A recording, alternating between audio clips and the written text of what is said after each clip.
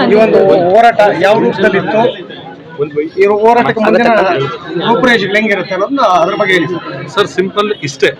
ಏನ್ ಸರ್ಕಾರದ ಒಂದು ಆದೇಶ ಏನಾಗಿದೆ ಸರ್, ಮೊನ್ನೆ ಸುಗ್ರೀವಾಜ್ಞೆ ಅಂದ್ರೆ ನಾಮಫಲಕಗಳಲ್ಲಿ 60% ಅಂದ್ರೆ 60% ಹಾಕ್ಬೇಕು ಅಂತ ಏನಿಲ್ಲ. ಕೆಲವರು 70 ಹಾಕೋಬಹುದು, ನೀವು 80 ಹಾಕೋಬಹುದು. ಕನಿಷ್ಠ 60% ಇರಬೇಕು ಅಂಗಡಿಯ ಹೊರಭಾಗ ಮತ್ತೆ ಒಳಭಾಗದಲ್ಲಿ. ಇದು ಮೊನ್ನೆ ಸುಗ್ರೀವಾಜ್ಞೆ ಸರ್ಕಾರದಿಂದಾಗಿದೆ.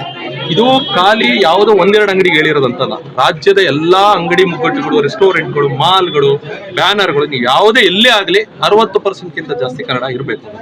ಈ ನಿಟ್ಟಿನಲ್ಲಿ ಇವತ್ತು ಎಲ್ಲಾ ಕನ್ನಡ ಪರ ಸಂಘಟನೆಗಳ ಒಕ್ಕೂಟ ಹೊಸಕೋಟೆ ಇವರೆಲ್ಲರೂ ಸೇರ್ಕೊಂಡು ಎಲ್ಲ ಜಯ ಕರ್ನಾಟಕ ಆಗಿರ್ಬೋದು, ಯುವ ಕರ್ನಾಟಕ ವೇದಿಕೆ ಆಗಿರ್ಬೋದು, ನಮ್ಮ ದಲಿತ ಪರ ಸಂಘಟನೆಗಳು, ಕಾರ್ಮಿಕ ಪರ ಸಂಘಟನೆಗಳು, ಆಮೇಲೆ ಎಲ್ಲರೂ ಪ್ರತಿಯೊಬ್ಬರು ಇಲ್ಲಿ ಚಾಲಕರ ಸಂಘಟನೆಗಳು, ಮಹಿಳಾ ಸಂಘಟನೆಗಳು ಎಲ್ಲರೂ ಬಂದು ಸೇರ್ಕೊಂಡು ಇವತ್ತು ನೂರಾರು ಸಂಖ್ಯೆಯಲ್ಲಿ ಹೊಸಕೋಟೆ ಟೋಲಿಂದ ಸಂಪೂರ್ಣವಾಗಿ ಇಡೀ ಹೊಸಕೋಟೆಯನ್ನ ಒಂದು ಸುತ್ತು ನಾವು ಜಾಗೃತಿಯನ್ನ ಮೈಕಲ್ಲಿ ಏನ್ ಆದೇಶ ಇದೆ ಅದನ್ನು ಹೇಳೋದ್ರ ಮುಖಾಂತರ, ಕೆಲವು ಕಡೆ ಅವರಿಗೆ ಅರಿವು ಮೂಡಿಸೋದ್ರ ಮುಖಾಂತರ ಬಂದು ಮುಗಿಸಿ ಇವಾಗ ತಾಲೂಕು ಅಧಿಕಾರಿಗಳಿಗೆ ಮನವಿ ಮಾಡಿದ್ರು. 28ರ ಒಳಗಾಗಿ ಈ ಆದೇಶವನ್ನು ಅವರು ಕಡ್ಡಾಯವಾಗಿ ಅಧಿಕಾರಿಗಳು ಎಲ್ರಿಗೂ ನೋಟಿಸ್ ಅನ್ನು ಕೊಟ್ಟು ಬದಲಾವಣೆ ಮಾಡಿಸ್ಬೇಕು. ಮತ್ತೆ ಖಾಲಿ ಅಂಗಡಿ ಹೊರಭಾಗದಲ್ಲಿ ಅಷ್ಟೇ ಅಲ್ಲ, ಒಳಭಾಗದಲ್ಲೂ ಕೂಡ ಕನ್ನಡವೇ ಇರಬೇಕು 60%.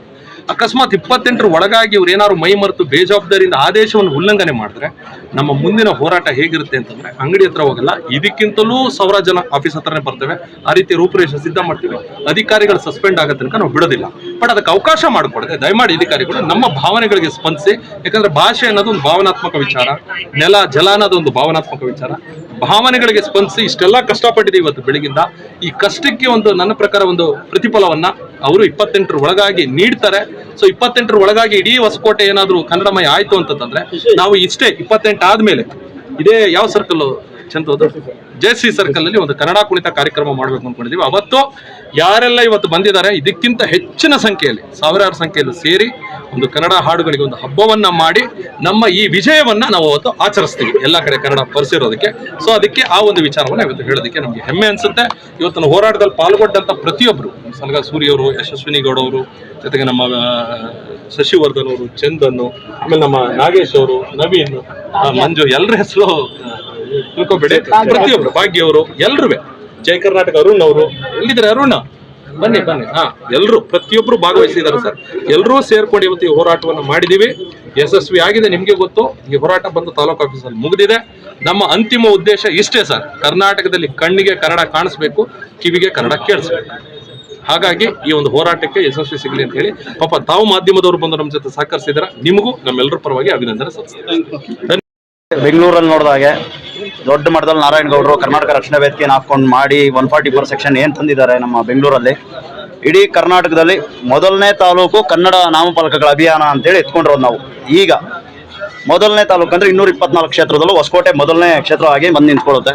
ನಮ್ಮ ಉದ್ದೇಶ ಏನಿತ್ತು, ಸುಮಾರು ಈ ಹಳೆ ಅಂಗಡಿಗಳು ಏನು ಇಟ್ಕೊಂಡಿದ್ದಾರೆ ಅವರು ಕನ್ನಡ ನಾಮಫಲಕಗಳು ಕಡ್ಡಾಯವಾಗಿ ಬಳಸಿದ್ದಾರೆ. ಈ ಹೊಸದಾಗಿ ಶೋರೂಮ್ಗಳು ಮಾಡಿಕೊಂಡು, ಗಾಡಿ ಶೋರೂಮು, ಯಾವುದೋ ಹೋಟೆಲ್ಲು ಮಾಡಿಕೊಂಡು ನಾನೇ ನನ್ನ ಬಿಟ್ಟರೆ ಬೇರೆಯವರಿಲ್ಲ, ನನ್ನ ಜಾಗ ನನ್ನ ದುಡಿಮೆ, ನೀನು ಯಾರು ಕೇಳೋದಕ್ಕೆ, ನಿನ್ನ ವ್ಯವಹಾರ ನಿನ್ನ ದುಡಿಮೆ ನಿನ್ನ ಅಂಗಡಿ, ಬೋರ್ಡ್ ಹಾಕಿದ್ರೆ ನಾವು ನೋಡೋದು, ನಮಗೋಸ್ಕರ ನೀನು ಬೋರ್ಡ್ ಹಾಕೋದಾದ್ರೆ ನಮ್ಮ ಭಾಷೆಲ್ಲ ಹಾಕು, ಇಲ್ಲದಾದ್ರೆ ನೀನು ಅಂಗಡಿ ಖಾಲಿ ಮಾಡ್ಕೊಂಡು ಹೋಗು. ಇದು ನಮ್ಮ ಉದ್ದೇಶ ಆಗಿತ್ತು. ತಹಸೀಲ್ದಾರ್ ಅವ್ರ ಗಮನಕ್ಕೆ ತಂದಿದ್ವಿ, AC ಅವ್ರ ಗಮನಕ್ಕೆ ತಂದಿದ್ವಿ, DYSP ಅವ್ರಿಗೆ ಹೇಳಿದ್ವಿ. ಸರ್ಕಾರಿ ಅಧಿಕಾರಿಗಳು ಎಲ್ಲ ನಮ್ಮ ಜೊತೆ ಸ್ಪಂದಿಸಿದ್ದಾರೆ. ಇದರಲ್ಲಿ ಮುಖ್ಯವಾಗಿ ನಾನು ಧನ್ಯವಾದಗಳು ಹೇಳ್ಬೇಕಾರೋದು ವಿದ್ಯಾರ್ಥಿ ಘಟಕದವ್ರಿಗೆ. ನಮ್ಮ ಸರ್ಕಾರಿ ಕಾಲೇಜು, ಡಿಗ್ರಿ ಕಾಲೇಜು ವಿದ್ಯಾರ್ಥಿಗಳೇನಿದ್ರು ತುಂಬ ದೊಡ್ಡ ಮಟ್ಟದ ಶ್ರಮ ಅವ್ರದ್ದು. ಮತ್ತು ಒನಕೆ ಒಬ್ಬವ ರಾಧಿಕಾ ಅಕ್ಕ ಅವರು, ಮತ್ತು ನಮ್ಮ ಮಂಜುನಾಥ್ ಅವರು, ಮತ್ತು ಓಲಾ ಊಬರ್ ನಾಗೇಶ್ ಅವರು, ಚಂದನ್ ಗೌಡ್ರ ಬಗ್ಗೆ ಅವ್ರ ಬಗ್ಗೆ ಏನು ಹೇಳಂಗಿಲ್ಲ. ಅವ್ರದ್ದು ಟೀಮು ಅವರೇ ಮುಂದೆ ನಿಂತ್ಕೊಂಡು ಲೀಡ್ ಮಾಡಿದ್ದು.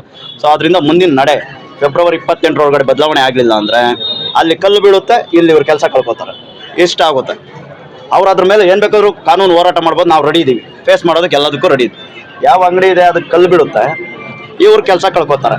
ಇವ್ರದ್ದು DC ವರ್ಗೂ ಹೋಗ್ತೀವಿ, ಮಿನಿಸ್ಟ್ರನ್ನು ಭೇಟಿ ಮಾಡ್ತೀವಿ, ಇವ್ರು ಕನ್ನಡ ಸಂಸ್ಕೃತಿ ಇಲಾಖೆ ಸಚಿವರು ಏನಿದ್ದಾರೆ ಅವ್ರನ್ನ ಭೇಟಿ ಮಾಡಿ ಈ ಥರ ದುರ್ಬಳಕೆ ಮಾಡ್ಕೊಂಡಿದ್ದಾರೆ. ಅವರು ಕೆಲಸನ ಅವ್ರು ಇದು ಮಾಡಿದ್ದಾರೆ. ಸೊ ತೆಗಿಬೋದು, ಅದು ಸರ್ಕಾರದಲ್ಲಿ ಕಾನೂನಲ್ಲಿ ಕರೆಕ್ಟಾಗಿ ಆದೇಶನೂ ಇದೆ, ಇವರು ಕೆಲಸ ಮಾಡಲಿಲ್ಲ ಅಂದರೆ ತೆಗಿಬೋದು ಅಂತ. ಸೊ ಧನ್ಯವಾದಗಳು ಇಷ್ಟು ಹೇಳೋದಕ್ಕೆ.